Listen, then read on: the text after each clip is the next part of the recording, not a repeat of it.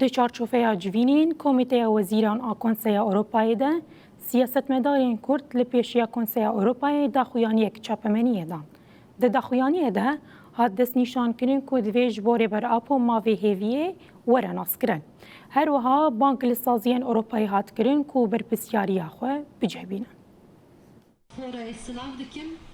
Em îro berdere Konseya Avrupayê careke din ne bangawazî dikin. Ji ber ku bi salan e gelên Kurd, dostên Kurdistanî li berdere Konseya Avrupayê bang dikin. Banga dawxwaziya wan, dawxwaziya me ew e ku mafê hêviyê careke din were naskirin û hikûmeta AKP û dewleta Tirkiye vî mafî têk bîne.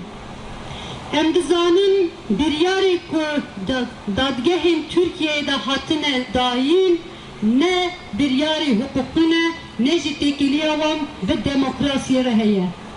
Ev biryar ji alê dadgeha mafê mirovayan Avrupayê jî, Konseya Avrupayê jî, Komîteya Wezîran jî careke din binê wê hatiye xêzkirin ku ev biryar suçin. Dijî demokrasiyê, dijî aşîtiyê, dijî mafê mirovan e. Biryara tecrid izolasyona ser Birêz Abdullah Öcalan jî bi destê vê dadgehê careke din hate îlan kirin ku tecrid, izolasyon û hettanî dawî di zindanê de mayîn di hember însanetiyê suçê herî giring e.